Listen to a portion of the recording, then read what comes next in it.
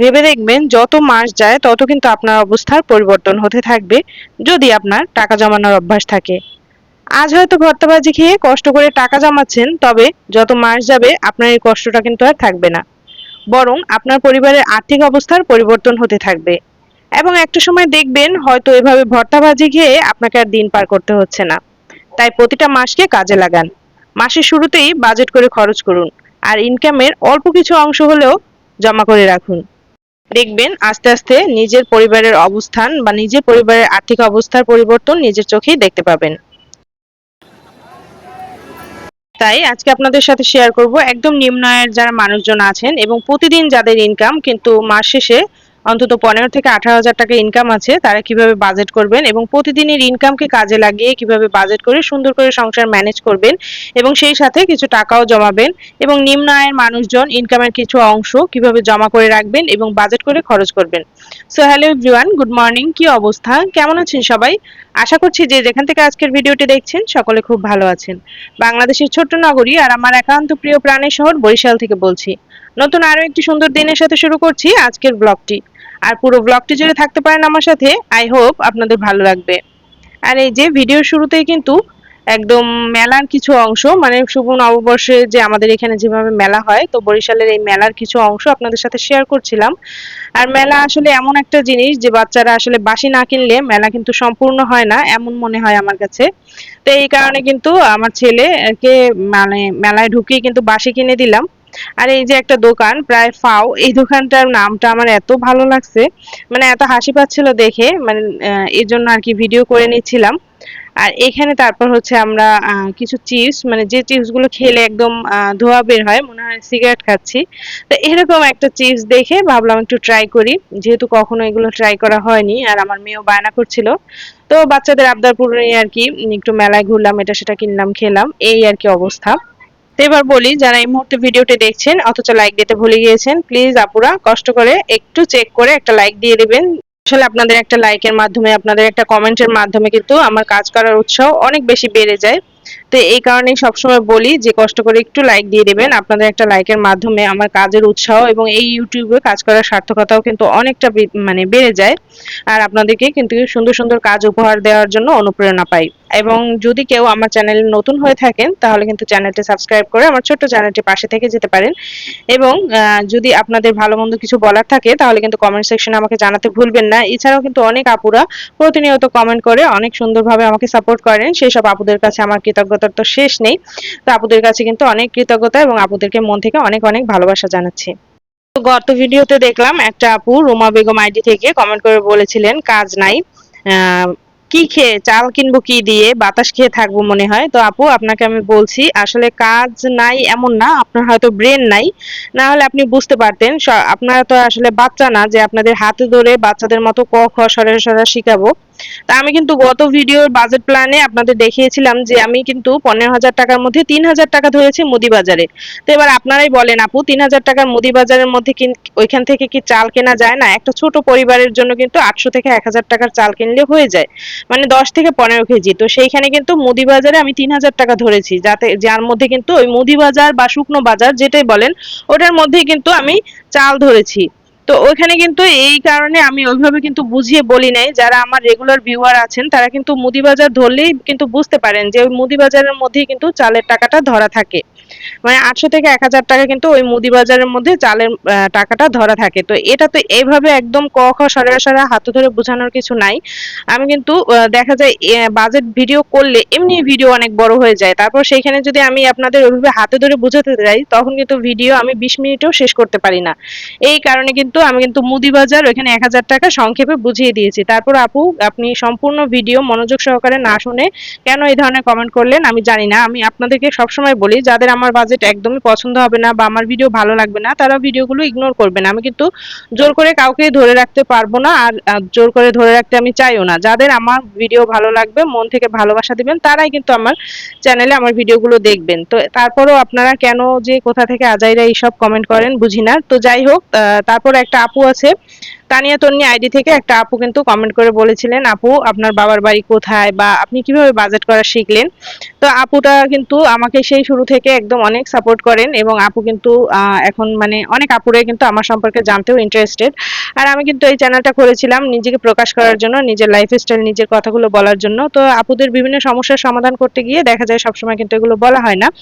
তো এবার বলি, আপু আমার বাবার বাড়ি কিন্তু কাছেই এবং অনেক ভিউয়ার আপুদেরই হয়তোবা আমার সম্পর্কে আর কি কিউরিসিটি থাকতে পারে। তো এর জন্য নতুন পুরাতন সব আপুদের উদ্দেশ্যে নিজের সম্পর্কে আজকে কিছুটা বলে নেই। তো আমি কিন্তু ছোটবেলা থেকে দেখা যায় আমার বাবার বাড়ি খুব কাছেই, আমার শ্বশুর বাড়ি থেকে হয়তোবা 20 টাকা রিক্সা ভাড়া এমন। তো আমার বাবার বাড়িতে কিন্তু আমার বাবা একজন অল্প স্বল্প নিম্ন আয়ের মানুষ ছিলেন এবং তার সেই অল্প স্বল্প নিম্ন আয়ে এতটা বরকত ছিল যে সেই অল্প আয় থেকেই কিন্তু আমরা 3 ভাই বোন পড়াশোনা করেছি।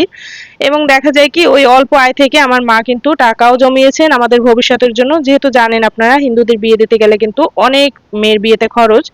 তো আমার মাকে আমি দেখেছি ছোটবেলা থেকে আমাদের 3 ভাই বোনকে খুব স্বনামধন্য স্কুলে ভালো স্কুলে পড়িয়েছেন এবং আমাদের ভবিষ্যতের জন্য কিন্তু সে টাকা জমাচ্ছেন। অল্প আয়ের মধ্যে থেকেই কিন্তু সব করেছেন। তো ওই থেকেই কিন্তু আমার হাতেখড়ি দেখা যায় মা চাচিদের এভাবে দেখে তারপর কিন্তু শিখেছি যে কিভাবে অল্প আয়ে সুন্দরভাবে সংসার চালাতে হয় এবং ওই থেকেই কিন্তু বাজেট করা। এবং নিজেও কিন্তু সংসার জীবনে ওইভাবে একদম 13-14 বছরের যে আমার সংসার আমি কিন্তু ওইভাবেই একদম মাসের শুরুতে বাজেট করে আস্তে আস্তে নিজের জীবনে প্রয়োগ করতে করতেই কিন্তু এভাবে বাজেট করা শিখেছি। তো আপু আপনাকে অনেক অনেক ধন্যবাদ, আপনি জানতে চেয়েছেন এবং আপনি বলেছিলেন যে আপু আমি তো তোমার কাছ থেকে বাজেট করা শিখেছি, তুমি কোথা থেকে বাজেট করা শিখলে। তো আপু আজ কিন্তু বলেই দিলাম কিভাবে বাজেট করা শিখেছি। নিজের জীবনের বাস্তব অভিজ্ঞতা থেকে যে শিক্ষাটা হয় আসলে সেই শিক্ষাটাই কিন্তু সবচেয়ে বড় শিক্ষা। এটা কিন্তু স্কুল কলেজে পড়ে বা বইপত্র পড়ে আপনি শিখতে পারবেন না। তো আমি কিন্তু আমার জীবনের বাস্তব অভিজ্ঞতা থেকেই এভাবে বাজেট করা শিখেছি এবং নিজের জীবনে কিন্তু অনেক অনেক সফলতা পেয়েছি। এই কারণে কিন্তু আপনাদেরও সবসময় উৎসাহিত করি আমার ভিডিওর মাধ্যমে, যাতে করে আপনারাও উৎসাহিত হয়ে আপনাদের জীবনকে সুন্দরভাবে পরিচালিত করতে পারেন। আসলে জীবন কয়দিনের, টাকাই সব না। তারপরেও কিন্তু আপনি যতদিন বেঁচে থাকবেন ততদিন কিন্তু আপনার টাকার প্রয়োজন আছে। এর জন্য কিন্তু নিজের শখগুলোকেও পূরণ করবেন এবং সেই সাথে খরচও করবেন, আবার কিছু টাকা জমিয়েও রাখবেন যাতে করে আপনি ভবিষ্যতে কোনো রকম বিপদে না পড়েন। আর আমার ভিডিওতে আমি কিন্তু অনেক দ্রুত কথা বলি, অনেক আপুরা বিরক্ত হতে পারেন। আসলে আমার ভিডিওতে আমি এত দ্রুত কথা বললেও কিন্তু আমার সব কথা আমি শেষ করতে পারি না। দেখা যায় বাজেট ভিডিও করতে গেলে তারপরেও কিন্তু দেখবেন আপনারা 13, 14, 17 মিনিটের ভিডিও হয়ে যায়। তো এই কারণে কিন্তু দ্রুত কথা বলার চেষ্টা করি যতটা ভিডিওকে সংক্ষিপ্ত করা যায়। তবে এই কারণে কিন্তু অনেক আপুরা বা অনেকে আমার ভিউয়াররা বিরক্ত হতে পারেন। তাদের কাছে কিন্তু ক্ষমা সুন্দর দৃষ্টিতে আর কি ক্ষমা চেয়ে নিচ্ছি। আপনারা ক্ষমা সুন্দর দৃষ্টিতে বিষয়টা দেখবেন। আর এই যে এখানে কিন্তু আমি একদম পহেলা বৈশাখের আগের দিনই কিন্তু আর কি সব রান্না-বান্নার প্রিপারেশন নিয়ে নিচ্ছিলাম। যেহেতু আমি পরদিন মেলায় যাব। আর মেলায় গেলে সকাল দিকে যেহেতু মেলায় যাব, বিকেলের দিকে প্রচন্ড ভিড় হয়। এই কারণে কিন্তু সকাল দিকে মেলায় যাওয়ার জন্য আগের দিন রাতেই কিন্তু সব রান্না-বান্না একদম মেরিনেট করে মাছ ভাজা থেকে শুরু করে তারপর রোস্ট, তারপর খাসির মাংস। তো আপনাদের ভাইয়া যেহেতু ইলিশ মাছ খায় না তার জন্য আবার অন্য একটা বেলে মাছ। তো ওইগুলো কিন্তু সবকিছু আগের দিনই মানে মেরিনেট করে রেখেছি রান্নার সময়, যাতে করে আমার পরদিন রান্না করে মেলায় যেতে কোনো রকম অসুবিধা না হয়। আর দেখবেন সকালবেলা রান্নার একটা টেনশন থাকলে তখন কিন্তু কোথাও ঘুরতে গিয়েও শান্তি পাওয়া যায় না।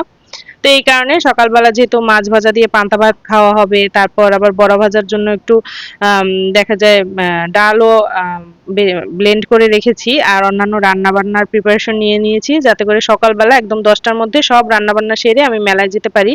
আর আমার কোনো রকম টেনশনও না হয়। তো যেটা বলছিলাম যে রান্না-বান্নার টেনশন থাকলে কোথাও ঘুরে কিন্তু শান্তি পাওয়া যায় না।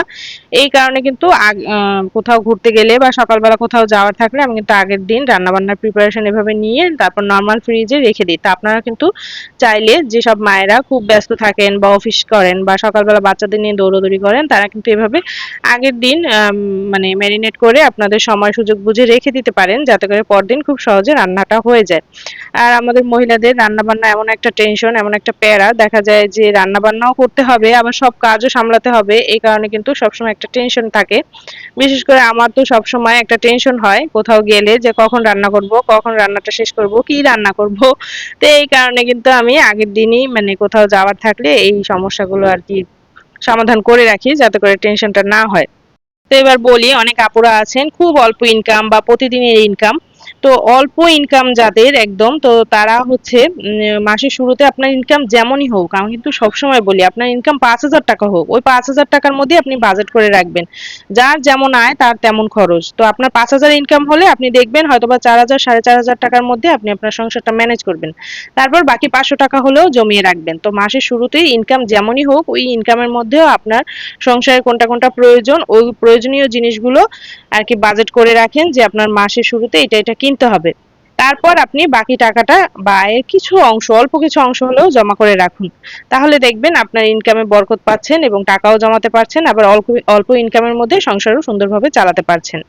এবার বলি, আঁখিমণি আইডি থেকে একটা আপু কিন্তু কমেন্ট করে বলেছিলেন, আপু যাদের ডেইলি ইনকাম অথচ মাসের শেষে দেখা যায় 15 থেকে 18 হাজার টাকা ইনকাম, কিন্তু ডেইলি ইনকাম, তারা কিভাবে বাজেট করবে বা তারা কি করবে।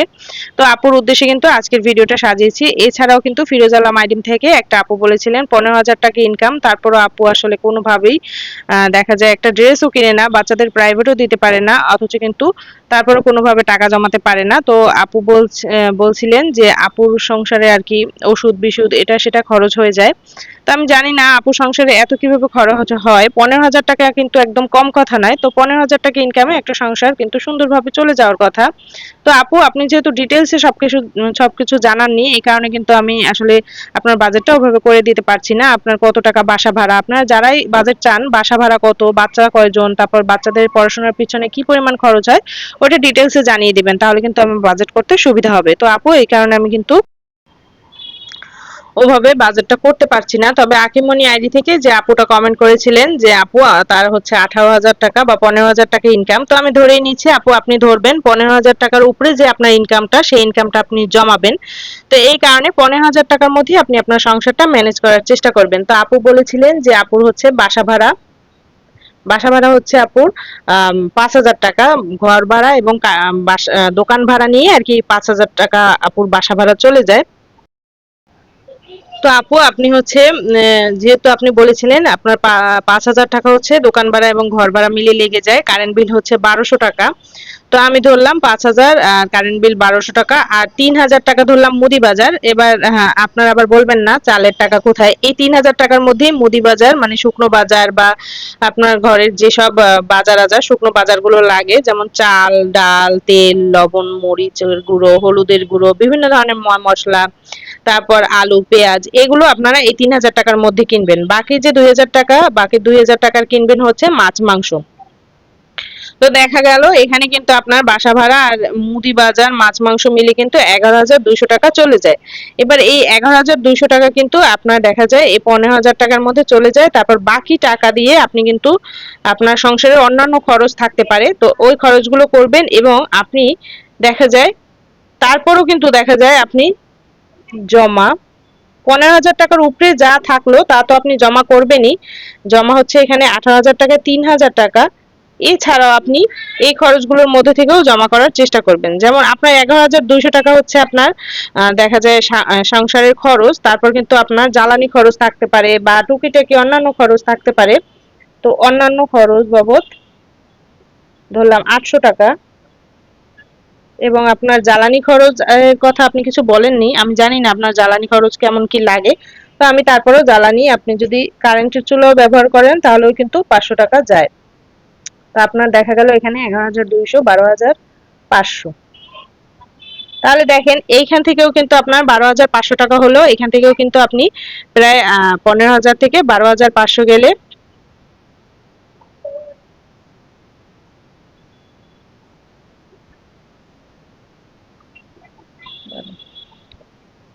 3,500 টাকা কিন্তু আপনি তারপরেও জমা করতে পারলেন।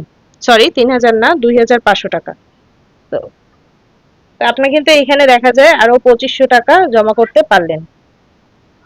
তাহলে দেখেন আপনি যদি হিসাব করে চলেন তাহলে কিন্তু এখানে 3,000 আর 2,000, 5,000, 5,500 টাকা।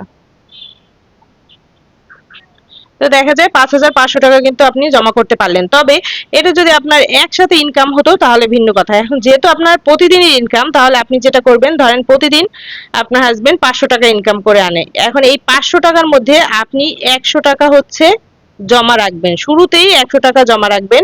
তারপর ডেইলি ইনকামের আমি আরো একটা ভিডিও করেছিলাম, আজকে যেহেতু তাড়াহুড়ো করে বোঝাচ্ছি ওইভাবে কিন্তু সুন্দরভাবে সবকিছু বোঝাতে পারছি না। তো আপনি আমার ডেইলি ইনকামের যে আরেকটা ভিডিও আছে, মানে যাদের ডেইলি ইনকাম সেই নিয়ে কিন্তু আরো দুই একটা ব্লগ আছে, আপনি চাইলে আমার পিছনের ব্লগ গুলো কিন্তু দেখতে পারেন। তো এখানে আমি অল্পের মধ্যে বুঝিয়ে দিচ্ছি যে 500 টাকা ইনকামের আপনি হচ্ছে 100 টাকা আপনার জমা রেখে দিবেন। আর হচ্ছে আপনার যেহেতু 5,000 টাকা, তো 5,000-কে 30 দিয়ে ভাগ করলে যেটা হয়, তো আপনি হচ্ছে 100 টাকা জমা এবং 5,000-কে যেহেতু আপনার দুইটা মিলে বাসা ভাড়া এবং দোকান ভাড়া মিলে 5,000, তো 5,000-কে 30 দিয়ে ভাগ করলে দেখা যায় 166 টাকার মতো আসে। তো 166 টাকা আপনি হচ্ছে আপনার ভাড়ার জন্য রেখে দিবেন। তো 30 দিনে আপনার 166 করে রাখলে 5,000 টাকা এমনি হয়ে যাবে। তারপর বাকি যেটা থাকে 500 টাকা থেকে এই 266 টাকা গেলে কিন্তু 234 টাকার মতো থাকে, মানে 234 টাকার হচ্ছে আপনি বাজার করবেন।